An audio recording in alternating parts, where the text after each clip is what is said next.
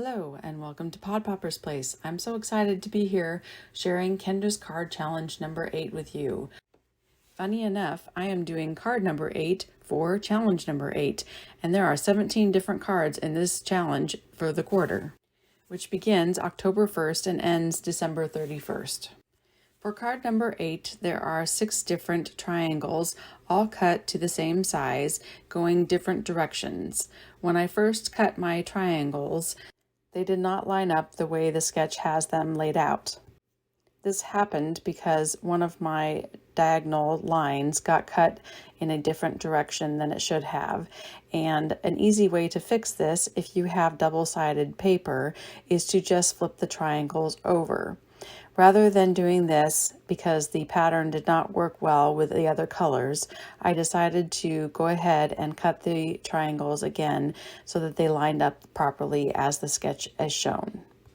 I am using paper from Echo Park. It is a 6x6 paper pad with 24 different sheets of paper and a repeating design double-sided sheets. I love Echo Park's paper. It is bright and colorful, and I love that it's double-sided so that I have lots of different options. I make a lot of birthday cards to send out to children in my church, and so this paper pad was great for making a lot of little boys' birthday cards. Kendra makes it very easy and gives all of the measurements right on the sketches so that you don't have to do any guesswork. I was going to use this red background for my first layer, but I decided it was too much red and they were just blending into each other. So I end up using an orange paper instead.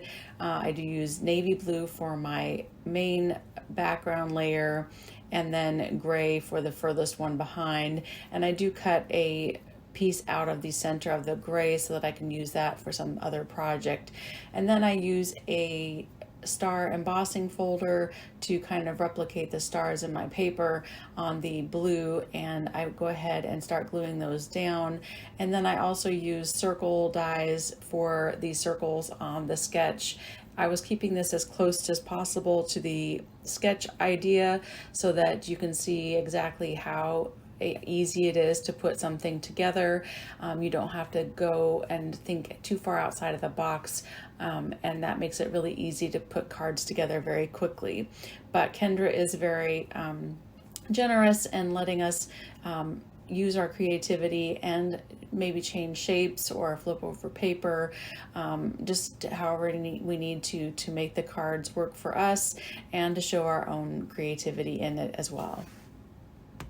I lined up my T-ruler so that I could get these triangles to lay as straight as possible, and it helped a lot to be able to place these properly. It would be really easy to start going off at an angle or something without the T-ruler. So if you don't have one of those, I highly recommend getting one of those just to keep things straight. One thing I did go outside of the box was I used a starburst circle instead of a straight circle for the top layer of my circles, and I used a very old Stampin' Up!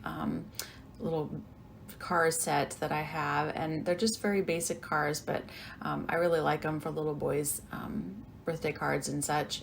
And I stamped that, and then I added some ink blending above and below it just to give it the ground and sky look. I just thought that white was a little bit too stark.